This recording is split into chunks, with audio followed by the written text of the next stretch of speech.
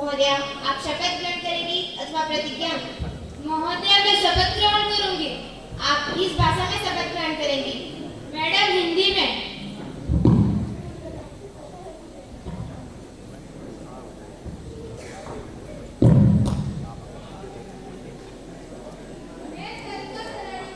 जो युवा संसद की लोकसभा सदस्य निर्वाचित हुई हूँ, मैं ईश्वर की शपथ लेती हूँ कि विधि द्वारा स्थापित भारत की संविधान के प्रति श्रद्धा और निष्ठा बनाए रखूंगी, देश की प्रभुसत्ता और एकता बनाए रखूंगी। मैं जिस पद को ग्रहण करने वाली हूँ, उसके कर्तव्यों का श्रद्धापूर्वक निर्वहन करूंगी।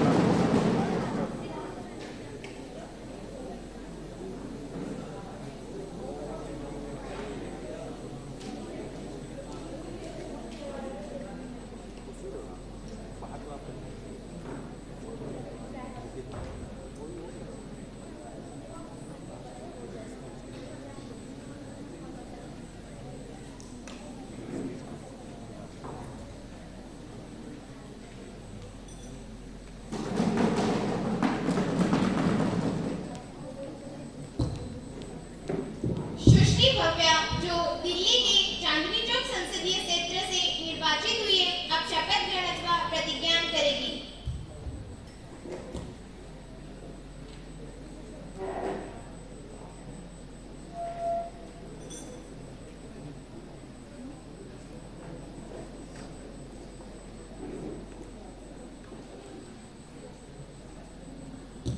महोदय, आप शपथ ग्रहण करेंगी अथवा प्रतिज्ञा? Madam, affirmation. आप किस भाषा में शपथ ग्रहण करेंगे? Madam, English.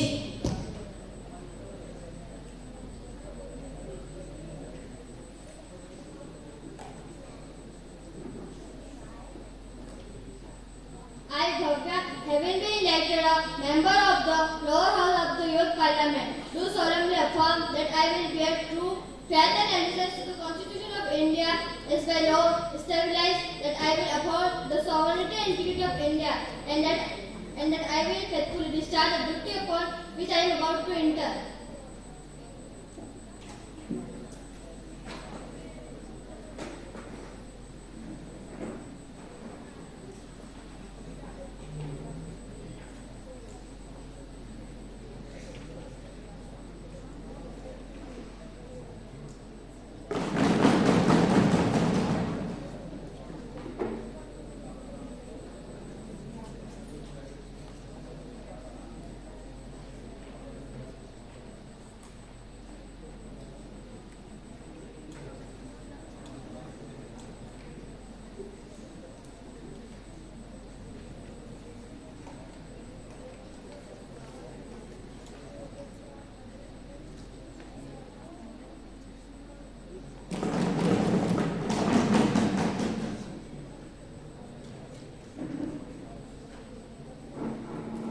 सुश्री खुशबू, जो गुजरात के राजकोट संसदीय क्षेत्र से निर्वाचित हुई है, अब शपथ ग्रहण अथवा प्रतिज्ञा करेगी।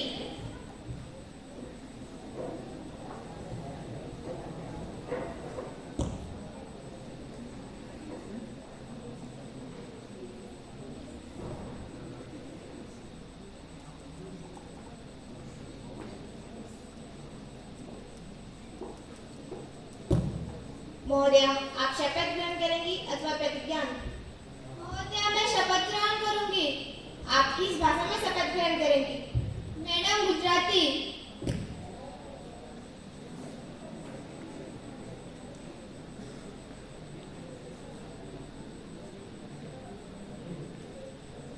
હું ખુશ્બુ છે, યુવા સંસદને લોકસભાની તરીકે ચૂંટવાઈ આવી છું। ઈશ્વરની શપથ લાવી છું કે હું વિધિ દ્વારા સ્થાપિત ભારતના સંવિધાન પ્રતિ શ્રદ્ધા અને નિષ્ઠા રાખીશ, દેશની સાર્વભૌમતા અને એકતા જાળવી રાખીશ તથા જે પદ હું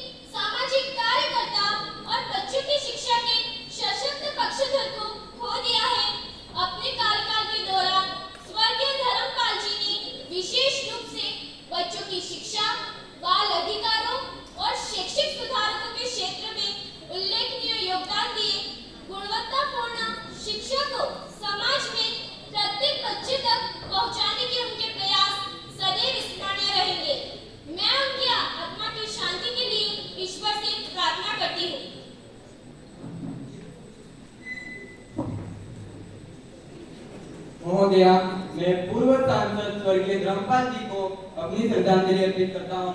ये देश सदा उनका आभारी बना रहेगा। शिक्षा के क्षेत्र में उनका योगदान आने वाली पीढ़ी को सदा प्रेरित करेगा। स्वर्गीय धर्मपाल जी एक सच्चे देशभक्त एवं समाज सुधारक थे। उनके चले जाने से हमारे देश को असीम हानि हुई है। मैं ईश्वर से प्रार्थना करता हूँ इस दुख की घड़ी में वे उनके परिवार को धीरज प्रदान करे। स्पीकर मैडम, मैं पूर्व सांसद स्वर्गीय धर्मपाल जी को अपनी श्रद्धांजलि अर्पित करता हूँ। स्वर्गीय धर्मपाल जी ने अपने कार्यकाल के दौरान जनसेवा, निष्ठा और उच्च मूल्यों का अनुपम उदाहरण प्रस्तुत किया। विशेष रूप से बच्चों की शिक्षा, उनके उज्जवल भविष्य के लिए किए गए उनके प्रयास सदैव स्मरणीय रहेंगे। वे मानते थे कि राष्ट्र की वास्तविक प्रगति तभी संभव है जब हर बच्चे को गुणवत्तापूर्ण शिक्षा प्राप्त हो, और इस उद्देश्य से उन्होंने अनेक प्रयासों और जनहितकारी पहलों का नेतृत्व किया। इस दुखद घड़ी में मैं जीवन की आत्मा के लिए ईश्वर से प्रार्थना करता हूँ और शोक संतप्त परिवार के प्रति अपनी गहरी संवेदना व्यक्त करता हूँ। सदस्यगण अपना गहरा शोक प्रकट करने के लिए कुछ क्षणों के लिए मौन खड़े होंगे।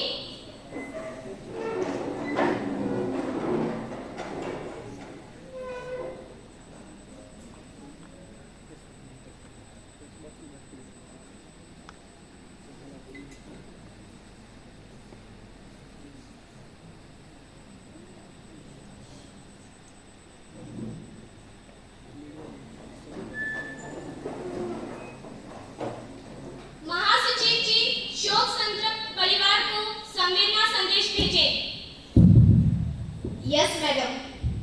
प्रधानमंत्री जी नए मंत्रियों का परिचय कराएंगे। अध्यक्ष महोदया, अत्यंत प्रसन्नता के साथ मैं आपके माध्यम से सदन का मंत्रिमंडल के नए सदस्यों से परिचय कराना चाहता हूँ। सुश्री किरण जो सिविल एविएशन मिनिस्टर है, श्री युवराज जो कल्चरल मिनिस्टर है,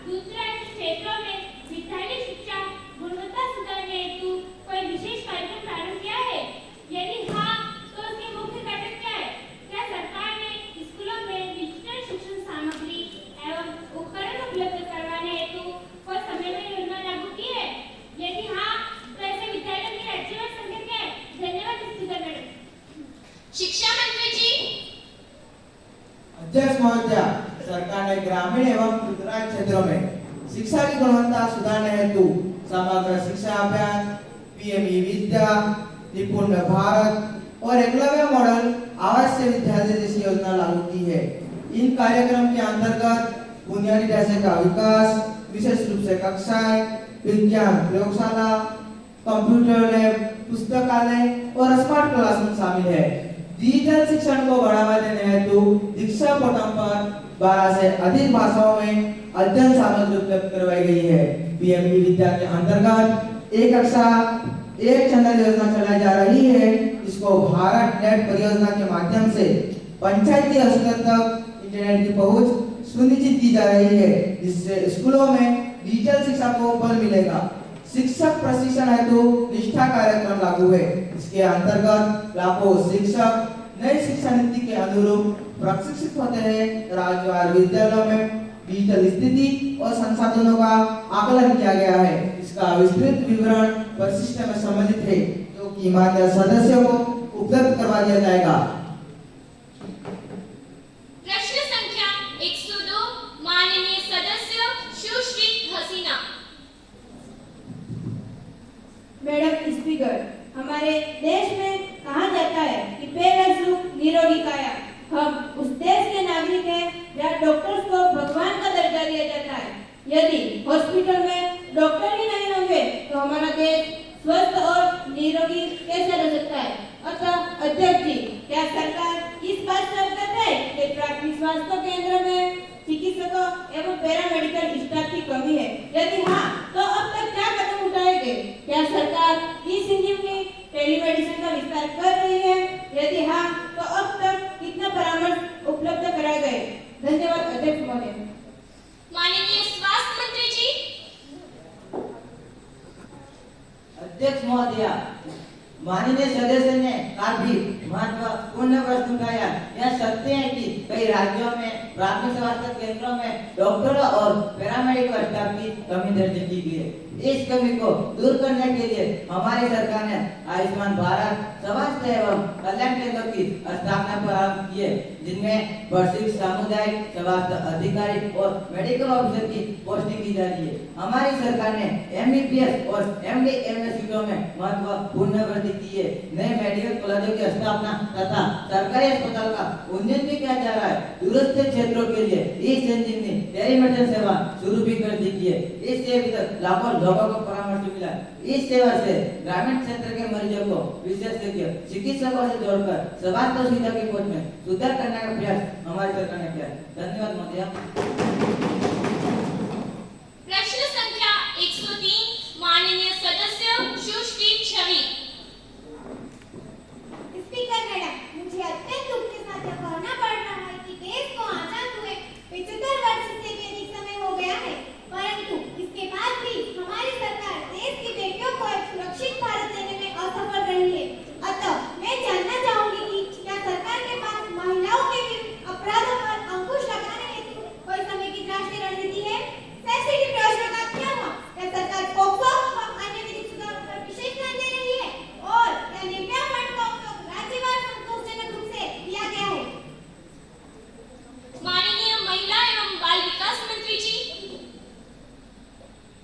मैडम, हमारे देश में स्त्री को देवी का दर्जा दिया जाता है। महिला सुरक्षा हमारी सरकार की प्रमुख प्राथमिकताओं में से एक है। सरकार ने महिलाओं की सुरक्षा को प्राथमिकता देते हुए बहुस्तरीय रणनीति अपनाई है। सेफ सिटी परियोजना, जी हाँ अध्यक्ष जी, सेफ सिटी परियोजना के अंतर्गत प्रमुख महानगरों में सीसीटीवी नेटवर्क, स्ट्रीट लाइटिंग, महिला हेल्प डेस्क और पैनिक बटन से युक्त परिवहन प्रणाली लागू की जा रही है। पोक्सो के तहत त्वरित न्याय हेतु फास्ट ट्रैक कोर्टों की संख्या बढ़ाई गई है। निर्भया फंड के अंतर्गत राज्यों को one stop centre, anti trafficking unit, CCTV स्थापना, महिला पुलिस सहायता केंद्र और डीएनए परीक्षण सुविधाओं के लिए धनराशि प्रदान की जा रही है। अधिकांश राज्यों ने परियोजना प्रस्तुत की है और स्वीकृत धनराशि का उपयोग किया जा रहा है। धन्यवाद महोदय। सदस्य अपना पूरा प्रश्न पूछे। क्या सरकार प्रत्येक जिले में महिला हेल्प डेस्क की स्थापना अनिवार्य करने पर विचार कर रही है? Thank you speaker madam. मंत्री जी। अध्यक्ष जी, हमारी सरकार अभी इस पर विचार कर रही है। इसे और बेहतर तरीके से समझने के लिए हमारी सरकार ने एक समिति का गठन किया है। उस समिति की रिपोर्ट के आधार पर हम निर्णय लेंगे। धन्यवाद महोदय। प्रश्न संख्या 104 माननीय सदस्य श्री साहेब।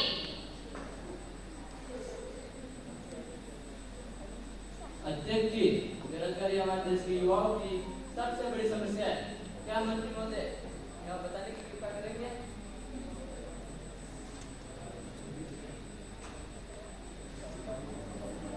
अध्यक्ष जी, बेरोजगारी हमारे देश के युवाओं की सबसे बड़ी समस्या है। क्या मंत्री महोदय यह बताने की कृपा करेंगे? सरकार ने युवाओं की बढ़ती बेरोजगारी से निपटने के लिए क्या कदम उठाए? क्या निजी उद्योग रोजगार सृजन हेतु कोई योजना है? आज भी कई सरकारी विभागों में पद खाली है। क्या सरकार उन पदों पर भर्ती क्यों नहीं कर रही है? श्रम मंत्री जी। अध्यक्ष महोदया, मैं आपके माध्यम से माननीय सदस्य को बताना चाहूंगी कि युवाओं में रोजगार की आवश्यकताओं को ध्यान में रखते हुए प्रधानमंत्री कौशल विकास योजना को उद्योग आधारित प्रशिक्षण की दिशा में उन्नत किया गया है। Robotics, drone technology, EV maintenance, data analytics आदि कोर्स शामिल किए गए हैं। पीएलआई योजनाओं के माध्यम से electronics, pharma, auto components, battery निर्माण, टेक्सटाइल एवं प्रसंस्करण क्षेत्रों में बड़े पैमाने पर निवेश आकर्षित हुआ है, जिससे लाखों प्रत्यक्ष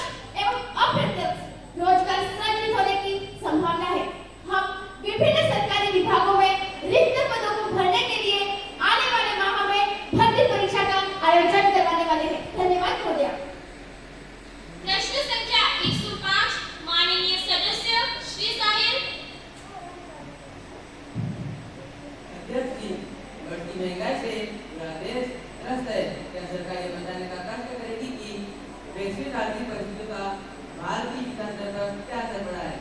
एमएसएमई के लिए क्रेडिट गारंटी योजना में क्या सुधार की गई और क्या निजी निवेश में वृद्धि के संकेत प्राप्त हुए? धन्यवाद महोदय। वित्त मंत्री जी। माननीय अध्यक्ष जी, ये सत्य है कि वैश्विक आर्थिक उतार चढ़ाव से भारत पर नकारात्मक प्रभाव पड़ा है, परंतु हमारी सरकार ने व्यापक निवेश, बुनियादी ढांचे के विकास और विनिर्माण को बढ़ावा देने के माध्यम से विकास दर को स्थिर रखने का प्रयास किया है। पूंजीगत व्यय में उल्लेखनीय वृद्धि की गई है। एमएसएमई के लिए क्रेडिट गारंटी योजना को सरल बनाया है, जिससे छोटे उद्यमी को बिना जमानत के ऋण प्राप्त करना आसान हुआ है। विदेशी निवेशों के लिए एफडीआई नीतियों में उदारीकरण किया गया है, जिससे विभिन्न क्षेत्र में निजी निवेश बढ़ने के संकेत मिल रहे हैं। विस्तृत आंकड़े परिशिष्ट में उपलब्ध है, जो माननीय सदस्य को उपलब्ध करवा दी जाएगी। धन्यवाद महोदय। प्रश्न संख्या 106 माननीय सदस्य Shri Vijay. Honorable Speaker, today malnutrition remains a major problem in our country. Will the Minister of Women and Child Development please abstract for the current situation of malnutrition among children in India? Which and what the steps are being taken to address it? महिला एवं बाल विकास मंत्री जी। Madam Speaker, through you, I would like to inform the honorable members that according to the National Family Health Survey 2019 to 2021, among children under the age of 5, 35.5% are malnourished, 32.1% are underweight, and 19.3% are too thin. To address the issue, our government has taken several initiatives such as number 1, integrated child development services, providing nutrition, health checkups, and preschool education to children. Second, Poshan Abhiyan, aiming to reduce malnutrition, anemia, and low birth weight among children.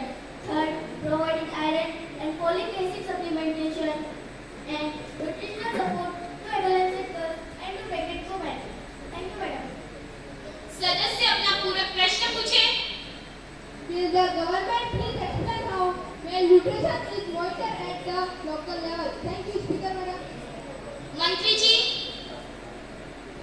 Madam Speaker, Anganwadi workers regularly assess the growth of children through growth chart and report the data to higher authorities.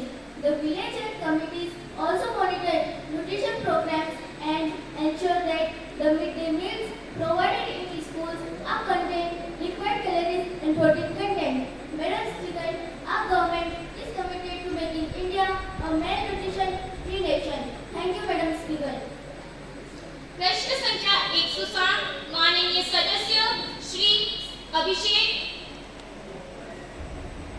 महोदया, मैं सदन के सभी सदस्यों को आजादी से पहले और बाद में अनुसूचित जाति के साथ हुए व्यवहारों की ओर ध्यान आकर्षित करना चाहता हूँ।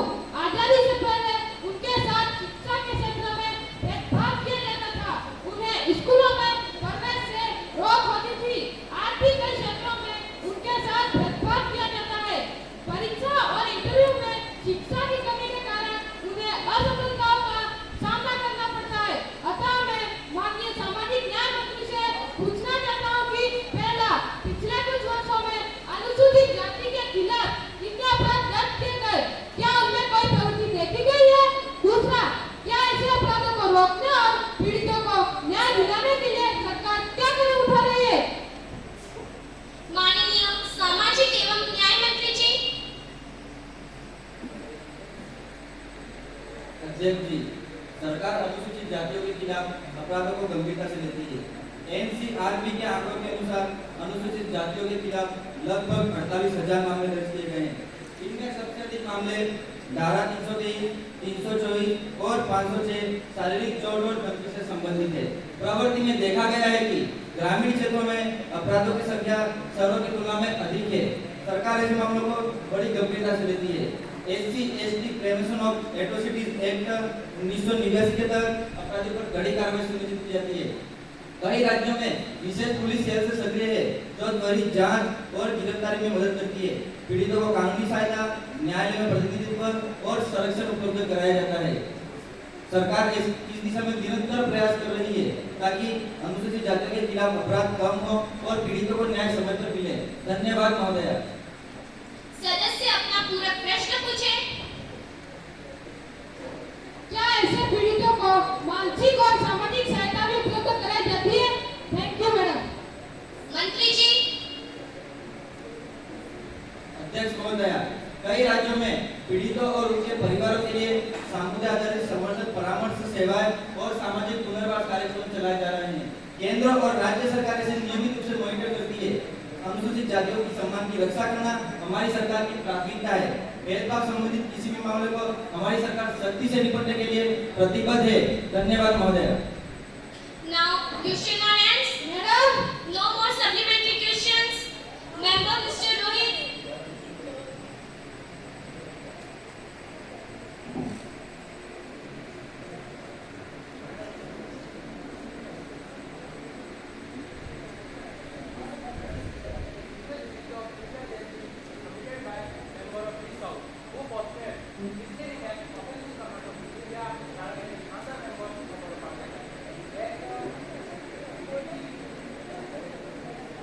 A representative of this House and its member, I request the Honorable Speaker to examine this matter and take appropriate action. Member Mr. Rohit, have you given notice of it earlier? You may give your notice along with a copy of their social media post made by the members. I shall consider it. You cannot spring a surprise on me like this. I have already given notice at 10 a.m. today. It will be examined when it comes to me. I shall consider it. Let you know my decision.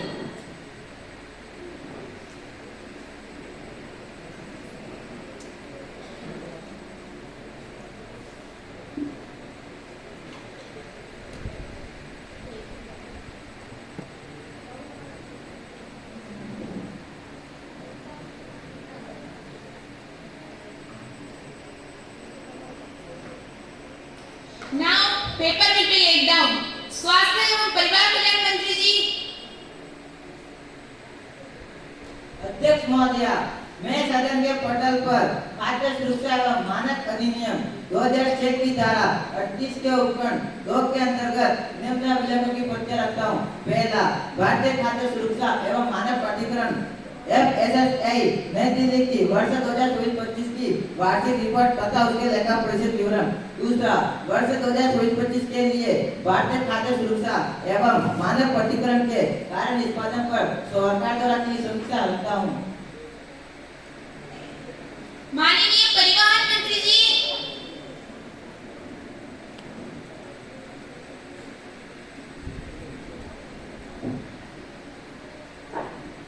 अध्यक्ष महोदय, मैं सदन के पटल पर केंद्रीय motor वाहन नियम 1989 के नियम 31(1) के अंतर्गत निम्न अभिलेखों की पर्चा रखता हूँ। मंत्रालय द्वारा केंद्रीय मोटर वाहन नियमों में वाहन फिटनेस एवं उत्सर्जन मानकों से संबंधित संशोधन की अधिसूचना वर्ष 2022-23 के लिए राष्ट्रीय राजमार्ग सुरक्षा उपायों के कार्यान्वयन की स्थिति पर रिपोर्ट रखता हूँ। महासचिव, युवा संसद की राज्यसभा से प्राप्त संदेश को पढ़ेंगे। स्पीकर मैडम, मुझे युवा संसद की राज्यसभा के महासचिव से प्राप्त निम्नलिखित संदेश की सूचना देनी है। युवा संसद को राज्यसभा के प्रक्रिया तथा कार्य संचालन विभाग के अनुसार युवा कौशल रोजगार विकास बिल 2026 की एक प्रति सभा पटल पर रखने का निर्देश हुआ है, जो राज्यसभा द्वारा दिनांक 18 मार्च 2026 को हुई बैठक में पारित किया गया था। महासचिव, राज्यसभा द्वारा पारित किए गए विधेयक की प्रति सभा पटल पर रखेंगे। महोदया, मैं राज्यसभा द्वारा पारित किए गए युवा कौशल रोजगार विकास बिल 2026 की एक प्रति सभा पटल पर रखती हूँ। Honorable members, I have to make an announcement on the behalf of the honorable member of the House. I have great pleasure in extending our warm welcome to His Excellency Mr. John Goldsmith.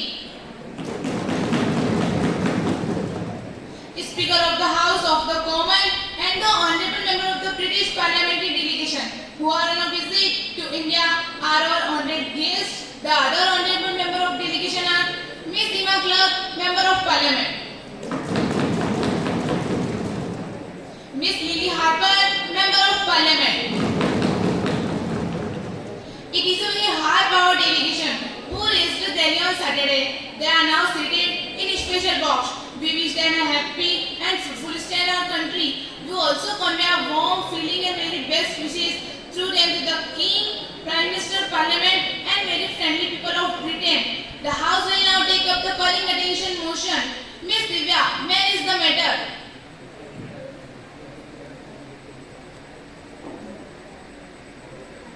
धन्यवाद माननीय विदेश मंत्री का ध्यान मध्य पूर्व के क्षेत्र में बढ़ते संघर्ष व तनाव की स्थिति के कारण वहाँ काम कर रहे भारतीयों की सुरक्षा से उत्पन्न गंभीर चिंताओं की ओर आकर्षित करना चाहती हूँ।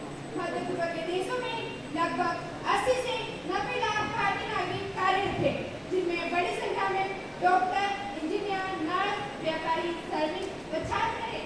वे भारतीय उन देशों की अर्थव्यवस्था में योगदान नहीं देते, बल्कि भारत को अरबों डॉलर विदेशी मुद्रा में भेजते।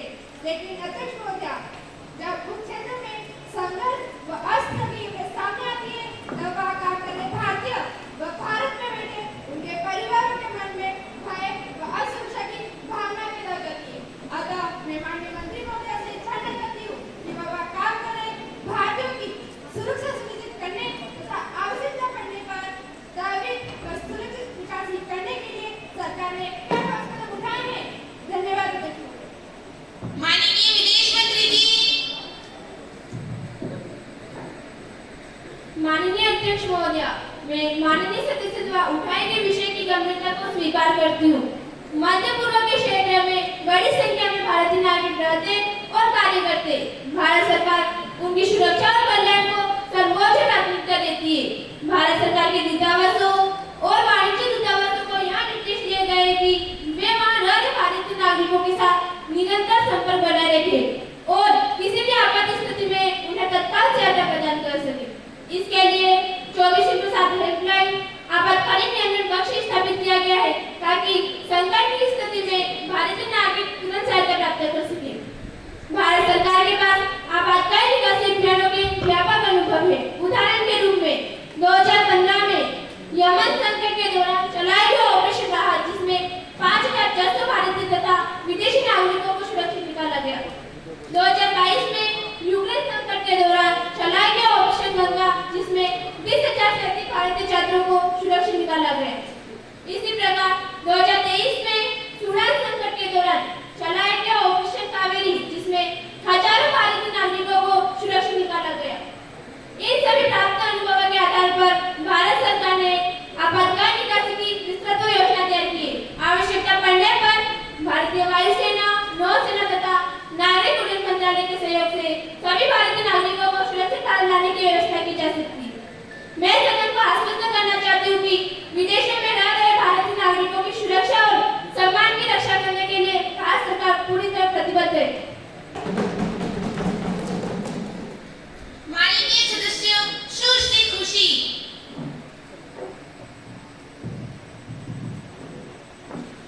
अध्यक्ष महोदया, मैं मंत्री महोदया का धन्यवाद करती हूँ। उन्होंने इस विषय पर जानकारी दी, लेकिन मैं इस सदन के माध्यम से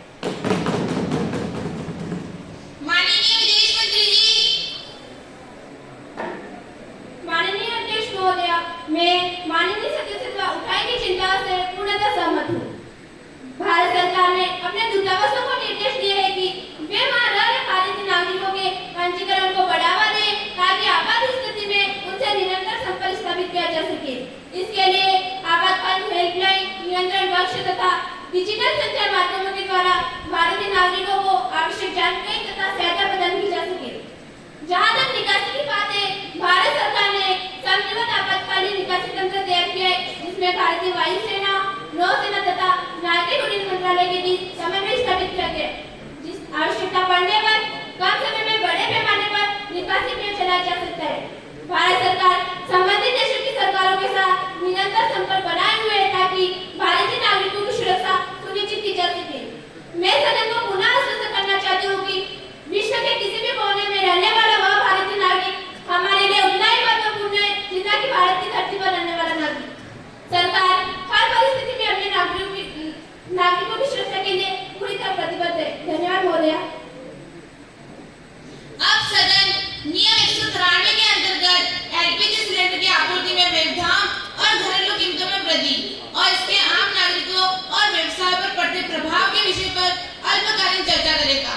माननीय सदस्य श्री राहुल सुश्री किंजल। अध्यक्ष महोदय, आज पूरे देश में एलपीजी सिलेंडरों की सप्लाई, बाधाएं और लगातार बढ़ती कीमतें आम नागरिकों और छोटे व्यवसायों के लिए गंभीर चुनौती बन चुकी है। लाखों गृहस्थ, छोटे व्यवसाय और घरेलू उद्योग इस पर पूरी तरह निर्भर है। रिपोर्ट से पता चलता है कि कई राज्यों में सिलेंडर समय पर नहीं मिल रहे हैं, छोटे होटल और रेस्तरां अपनी रोजमर्रा की गतिविधियां नहीं चला पा रहे हैं और गरीब परिवार महंगे दामों या काले बाजारों से गैस लेने को मजबूर हो रहे हैं। अध्यक्ष महोदय, मैं आपके माध्यम से सरकार से जानना चाहता हूँ, पहला, क्या सरकार ने आपूर्ति बाधाओं और कीमतों में अस्थिरता को कम करने के लिए कोई ठोस कदम उठाए हैं? दूसरा, क्या गरीब और मध्यम वर्ग में प्राथमिक वितरण और राहत व्यवस्था सुनिश्चित की गई है? तीसरा, क्या ये सुनिश्चित किया गया है कि सिलेंडर समय पर हर घर और व्यवसाय तक पहुँचे और लोग काले बाजार या अतिरिक्त शुल्क का सामना न करें?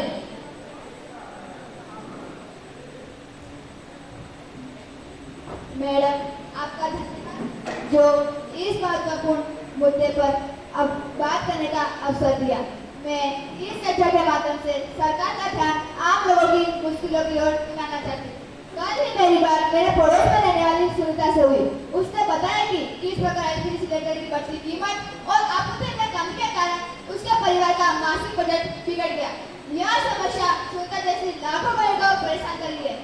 एलपीजी सिलेंडर की कमी के कारण लाखों महिलाएं जो छोटे व्यवसाय चलाती हैं, उन्हें अपना भविष्य अंधकार में जाते दिख रहा है। अब आश्वासन और झूठे भाषणों का नहीं है। सरकार को चाहिए कि इस समस्या का तुरंत समाधान करे और भविष्य में ऐसी समस्या पैदा न हो, ऐसा कोई प्रबंध करे। धन्यवाद अध्यक्ष महोदय। माननीय पेट्रोल एवं प्राकृतिक गैस मंत्री जी। अध्यक्ष महोदय, मैं माननीय सदस्य द्वारा उठाई गई चिंताओं से परिचित हूँ। भारत की एलपीजी मांग लगभग 60% आयात पर निर्भर है। हाल की वैश्विक परिस्थिति और शिपिंग चुनौती के कारण कुछ राज्यों में सिलेंडर वितरण में देरी और कीमतों में अस्थिरता देखी गई है। सरकार ने इन चुनौतियों से निपटने के लिए ठोस कदम उठाए।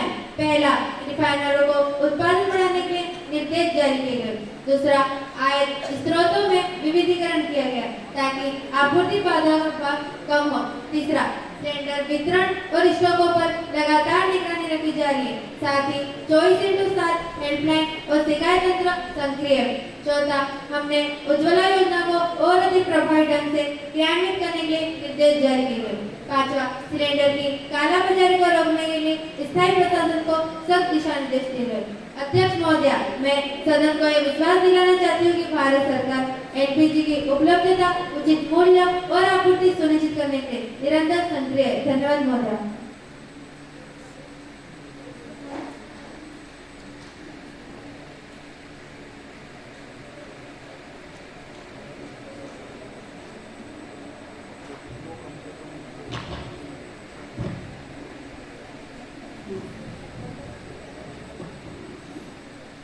The House shall proceed to the next item of business. Now the time for legislative business bill to be introduced. अब माननीय खेल मंत्री राष्ट्रीय खेल विकास और खेल प्रतिभा प्रोत्साहन संशोधन विधेयक 2025 को पुनः स्थापन करेंगे।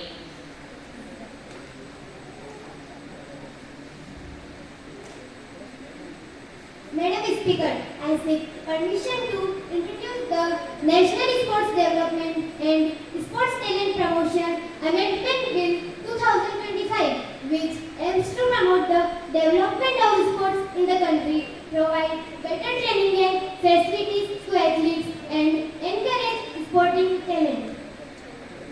अब प्रश्न यह है कि राष्ट्रीय खेल विकास और खेल प्रतिभा प्रोत्साहन संशोधन विधेयक 2025 को पुनर्स्थापन करने के लिए अनुमति प्रदान की जाए। कृपया जो इसके पक्ष में है वे हाँ कहें, जो इसके विपक्ष में है वह ना कहे।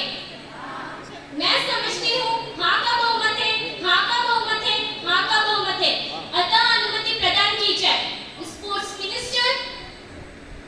Madam, I introduce the National Sports Development and Sports Talent Promotion Amendment Bill 2025. सदस्यों, अब हम 10 सत्र में प्रस्तुत किए राष्ट्रीय इलेक्ट्रिक वाहन और पर्यावरण संरक्षण बिल 2025 पर विचार करेंगे। Transport minister.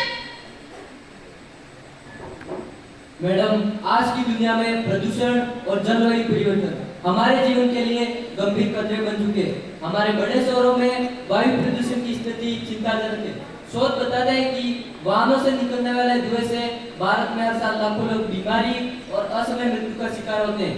माननीय अध्यक्ष महोदय, इस विधेयक का मुख्य उद्देश्य देश में इलेक्ट्रॉनिक वाहनों के उपयोग, उत्पादन और स्वीकृति को बढ़ावा देना है, ताकि पर्यावरण अनुकूल परिवहन को व्यापक रूप से अपनाया जा सके। इलेक्ट्रॉनिक वाहनों के उपयोग से न केवल कार्बन उत्सर्जन में कमी आएगी, बल्कि नाइट्रोजन ऑक्साइड और पार्टिकुलेट मैटर जैसे प्रदूषकों में भारी गिरावट होगी, जिससे सार्वजनिक स्वास्थ्य में सुधार होगा। इसलिए सरकार ने यह बिल पेश किया है। इसके मुख्य बिंदु इस प्रकार है: इलेक्ट्रॉनिक वाहनों के उपयोग, उत्पादन को बढ़ावा, इलेक्ट्रिक चार्जिंग इंफ्रास्ट्रक्चर का विस्तार, पर्यावरण नियमों में सख्ती, जन जागरूकता अभियान, शिक्षा और रोजगार के अवसर। मैडम, यह बिल केवल वाहनों में परिवर्तन तक सीमित नहीं है, यह हमारे पर्यावरण, बच्चों और आने वाली पीढ़ी की जिम्मेदारी है। मैं आशा करता हूँ कि सभी सदस्य किसी भी पार्टी के हो इस बिल का समर्थन करेंगे। इस प्रकार मैं राष्ट्रीय इलेक्ट्रिक वाहन और पर्यावरण संरक्षण बिल 2025 को विचार के लिए प्रस्तुत करता हूँ। यह बिल जो इलेक्ट्रिक वाहन और पर्यावरण संरक्षण को बढ़ावा देने हेतु लाया गया है, विचार हेतु प्रस्तुत किया जाए। माननीय सदस्य सुश्री अंजलि। माननीय अध्यक्ष महोदय, मैं इस बिल का पूर्ण समर्थन करती हूँ। आज हमारे देश में प्रदूषण हर शहर का वास्तविक खतरा बन चुका है। दिल्ली, मुंबई और कोलकाता जैसे महानगरों में हवा इतनी प्रदूषित हो चुकी है कि हर तीसरा व्यक्ति श्वसन रोग से पीड़ित है। इस बिल के लागू होने से इलेक्ट्रिक वाहनों का उपयोग बढ़ेगा। इससे न केवल प्रदूषण कम होगा, बल्कि ऊर्जा के नवीनीकरण स्रोतों का भी सही उपयोग होगा। मैं यह भी कहना चाहती हूँ कि यह बिल युवाओं के लिए रोजगार के नए अवसर खोलेगा। इलेक्ट्रिक वाहन उद्योग में तकनीकी और रखरखाव से जुड़े हजारों नए अवसर पैदा होंगे। मैडम, यह सही समय है कि हम पर्यावरण के प्रति अपने दायित्व को समझें और भविष्य की पीढ़ियों को सुरक्षित जीवन दें। धन्यवाद महोदय। माननीय नेता विपक्ष।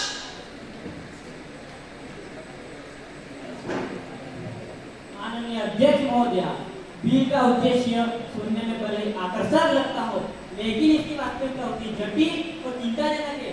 मैं स्पष्ट रूप से कहूंगा कि इस बिल में कई ऐसे प्रावधान है जो जमीन से कटे हुए हैं और आम जनता के हितों से मेल नहीं खाते। पहली बात, सरकार इस रफ्तार से पूरे देश को इलेक्ट्रिक वाहनों की दौड़ में खेलना चाहती है, वह व्यवहार से बहुत दूर है। आज हालत यह है कि लोग बिजली बचाने के लिए रात में पंखा धीमा कर देते हैं। क्या सरकार सच में मानती है कि वही लोग दिन भर चार्जिंग स्टेशनों पर अपनी गाड़ियां खड़ी रखें? दूसरी बात, यह बिल घरों की खटाखों को ध्यान में रखकर बनाया गया है, न कि भारत की असली जरूरतों को। अगर ग्रामीण इलाकों में ट्रांसपोर्ट फूक जाए, हफ्तों रोटी नसीब नहीं होती। ऐसे में इलेक्ट्रिक वाहनों की बात करना वैसा ही है जैसे किसी को खाना न दे और उससे कहीं की अपनी प्लेट चमका कर रखो। जब तक 24/7 बिजली उपलब्ध नहीं होती, तब तक इलेक्ट्रिक वाहन दिखावटी योजना बनकर रहेंगे। तीसरी और सबसे गंभीर बात, पेट्रोल और डीजल पर टैक्स बढ़ाकर सरकार यह संदेश दे रही है कि या तो इलेक्ट्रिक वाहन खरीदो, नहीं तो भुगतो। आम आदमी पहले से ही महंगाई से जूझ रहा है और ऊपर से नया बोल। क्या सरकार सच में मानती है कि एक मजदूर, एक किसान एक रिक्शा चालक अचानक इलेक्ट्रिक कार खरीदेगा। इसलिए मैं स्पष्ट रूप से कहना चाहता हूँ कि मैं इस बिल का समर्थन नहीं कर सकता। पहले बिजली की विश्वसनीय आपूर्ति सुनिश्चित की जाए, ग्रामीण भारत को केंद्र में रखा जाए और बैटरी प्रबंधन पर ठोस नीति बनाई जाए, तभी यह बिल वास्तव में राष्ट्रीय कल्याण योग्य होगा। फिलहाल यह अधूरा, असंतुलित और जल्दबाजी में लाया गया प्रस्ताव है। ऑनरेबल प्राइम मिनिस्टर, माननीय अध्यक्ष महोदय, मैं मंत्री जी की इस पहल की हृदय से प्रशंसा करता हूँ। यह बिल न केवल समय की मांग है, बल्कि आने वाली पीढ़ी को स्वच्छ और सुरक्षित भविष्य की ओर ले जाने वाला कदम भी है। जैसा कि विपक्ष ने चिंता व्यक्त की है, ग्रामीण क्षेत्रों और निम्न आय वर्गों को विशेष सहायता प्रदान करना महत्वपूर्ण है। इसके लिए सरकार ने सब्सिडी योजना और विशिष्ट प्रशिक्षण कार्यक्रम की रूपरेखा तैयार की है, ताकि ज्यादा से ज्यादा लोग इस बदलाव का लाभ उठा सके। इसके अलावा यह बिल केवल वाहनों के परिवर्तन तक सीमित नहीं है, इसका उद्देश्य पर्यावरण संरक्षण और जीवन की गुणवत्ता में सुधार लाना है। इलेक्ट्रिक वाहनों को बढ़ावा देने से पर्यावरण प्रदूषण कम होगा और भविष्य की भावी पीढ़ियों के लिए स्वच्छ और सुरक्षित वातावरण सुनिश्चित होगा। हम जानते हैं कि परिवर्तन आसान नहीं होता, लेकिन यह आवश्यक है। यह बिल नई तकनीक को अपनाने, रोजगार सृजन और आर्थिक विकास को भी प्रोत्साहित करेगा। इसके अलावा यह हमें वैश्विक स्तर पर पर्यावरण के प्रति हमारी जिम्मेदारी निभाने में भी मदद करेगा।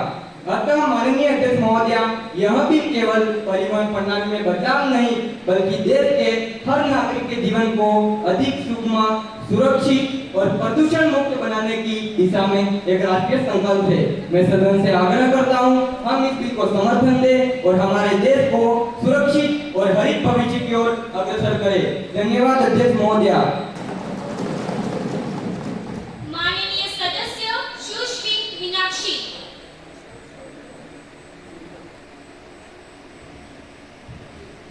Madam Speaker, I have some questions regarding this bill. If a person does not have the financial capacity to purchase an electric vehicle, how will they be able to benefit from it? Furthermore, what plan does the government have for owner of all petrol and diesel vehicles? Before passing this bill, the Honorable Minister should provide answer to all these important questions. Thank you, Speaker. माननीय परिवहन मंत्री जी।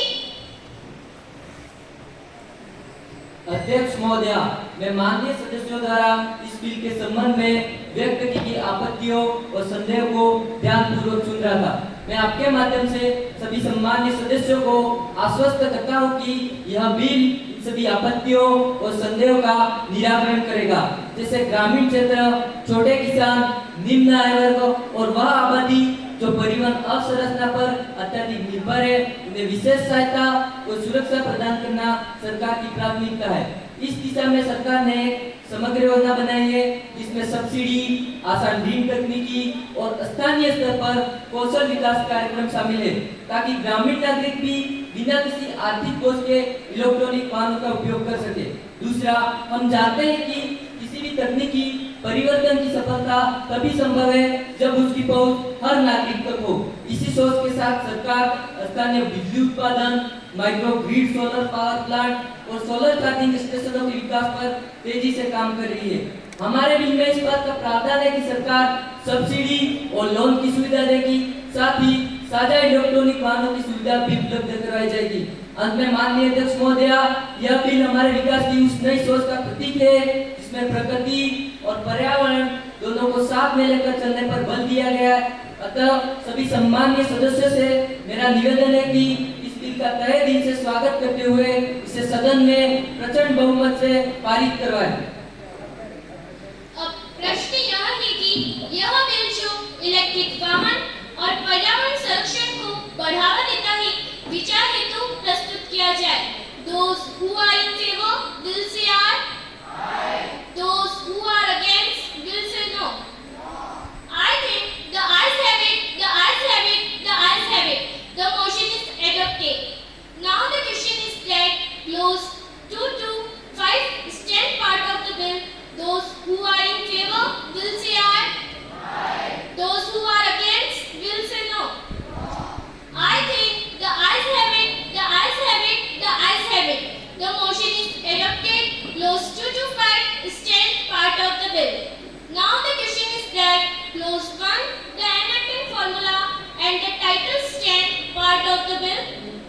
who are in favor will say aye. Those who are against will say no. I think the ayes have it, the ayes have it, the ayes have it. The motion is adopted. Transport Minister. Madam, I move the bill to be passed. Motion move that the bill is passed. Those who are in favor will say aye. Those who are against will say no. I think the ayes have it, the ayes have it, the ayes have it. The motion is adopted and the bill is passed. अब सदन नीचे सदस्य संकट पर विचार करेगा। माननीय सदस्य सुश्री ज्योति अपना संकल्प प्रस्तुत करें। माननीय अध्यक्ष महोदय, मैं आपके माध्यम से निम्न संकल्प प्रस्तुत करती हूँ। यह सदन सरकार को यह सिफारिश करता है कि देश में बढ़ती साइबर बुलिंग की घटना को देखते हुए डिजिटल प्लेटफॉर्म पर युवाओं की सुरक्षा सुनिश्चित करवाने के लिए प्रभावी रोकथाम, निगरानी और नियंत्रण के ठोस उपाय किए जाए। साइबर बुलिंग से प्रभावित युवाओं को कानूनी सहायता, मनोवैज्ञानिक परामर्श, पुनर्वास प्रदान करवाने के लिए संस्थागत तंत्र की व्यवस्था सुदृढ़ की जाए। माननीय अध्यक्ष महोदय, आज डिजिटल युग में इंटरनेट और सोशल मीडिया हमारे जीवन का महत्वपूर्ण हिस्सा बन चुके हैं। देश के करोड़ों युवा प्रतिदिन इन प्लेटफॉर्म का उपयोग करते हैं, लेकिन इसके साथ साइबर बुलिंग की समस्या भी तेजी से बढ़ रही है। साइबर बुलिंग का अर्थ है इंटरनेट और सोशल मीडिया के माध्यम से किसी व्यक्ति को अपमानित करना, धमकाना, झूठी जानकारी फैलाना, अपमानजनक टिप्पणियां करना, उनकी निजी तस्वीरों और सूचनाओं का दुरुपयोग करना। दुर्भाग्य से यह समस्या बड़े शहरों तक सीमित नहीं बल्कि छोटे गांवों और कस्बों तक फैल चुकी है। फर्जी अकाउंट बनाकर बदनाम करना, तस्वीरों को एडिट कर वायरल करना, अपमानजनक टिप्पणियां करना या ऑनलाइन ब्लैकमेलिंग जैसे कई मामले सामने आते हैं। इन घटनाओं के कारण कई युवा मानसिक तनाव के शिकार हो जाते हैं। इस गंभीर समस्या से निपटने के लिए मैं सरकार के समक्ष में कुछ सुझाव रखना चाहती हूँ। पहला, सूचना प्रौद्योगिकी मंत्रालय को सोशल मीडिया कंपनी के साथ समन्वय बढ़ाकर साइबर बुलिंग से जुड़ी सामग्री को शीघ्र हटाने की व्यवस्था सुनिश्चित की जाए। दूसरा, साइबर बुलिंग से जुड़े अपराधों को दंडात्मक प्रावधानों को और कठोर किया जाए ताकि अपराधियों को कड़ा संदेश मिल सके। तीसरा, स्कूलों और कॉलेजों में डिजिटल साक्षरता, साइबर सुरक्षा जागरूकता कार्यक्रम नियमित रूप से आयोजित किए जाए। इन्हीं शब्दों के साथ मैं इस महत्वपूर्ण संकल्प को सदन के समक्ष में प्रस्तुत करती हूँ। धन्यवाद। माननीय सदस्य श्री युवराज। Honorable Speaker Madam, I fully support this important resolution. I congratulate the honorable member who has brought this important resolution for raising a very serious issue of the digital age before the House. In case of cyberbullying, it is often seen that offenders use fake identity and manage to escape the law. In such cases, swift investigation and timely justice must be ensured. When a young person is filtered on social media, its impact does not remain limited to their online life. It also impact to their self-confidence, education, and social life. Therefore, I believe that the government should take strict legal and technological measures against cyberbullying. With this word, I fully support this important resolution. माननीय electronics एवं सूचना प्रौद्योगिकी मंत्री जी। माननीय अध्यक्ष महोदय, मैं संकल्प प्रस्तुत करने वाले माननीय सदस्य तथा अन्य सभी सदस्यों का धन्यवाद करता हूं, जिन्होंने साइबर बुलिंग जैसे महत्वपूर्ण विषय पर अपने विचार प्रस्तुत किए। डिजिटल प्लेटफॉर्म्स के बढ़ते उपयोग के साथ ही साइबर बुलिंग की समस्या भी सामने आई है और इसे हमारी सरकार अत्यंत गंभीरता से लेती है। इस दिशा में सरकार ने कई महत्वपूर्ण कदम उठाए हैं। पहला, सूचना प्रौद्योगिकी नियमों के अंतर्गत सभी सोशल मीडिया प्लेटफॉर्म्स को आपत्तिजनक और हानिकारक सामग्री को शीघ्र हटाने के लिए बाध्य किया गया है। दूसरा, साइबर अपराध की शिकायतों के लिए राष्ट्रीय स्तर पर ऑनलाइन शिकायत पोर्टल और हेल्पलाइन उपलब्ध कराई गई है। तीसरा, युवाओं और छात्रों के लिए साइबर सुरक्षा जागरूकता अभियान चलाए जा रहे हैं। चौथा, राज्यों की साइबर क्राइम शाखाओं की क्षमता बढ़ाने के लिए तकनीकी सहायता और प्रशिक्षण प्रदान किया जा रहा है। इसके अतिरिक्त सरकार सभी सोशल मीडिया कंपनियों के साथ समन्वय बढ़ाकर यह सुनिश्चित कर रही है कि साइबर बुलिंग से संबंधित शिकायतों का त्वरित समाधान किया जाए। इसके साथ ही सरकार युवाओं के लिए एक सुरक्षित और जिम्मेदार डिजिटल वातावरण बनाने के लिए पूरी तरह प्रतिबद्ध है। इन सब प्रयासों को ध्यान में रखते हुए मैं संकल्प प्रस्तुत करने वाले माननीय सदस्य से अनुरोध करता हूं कि वे अपना संकल्प वापस ले लें। धन्यवाद अध्यक्ष महोदय।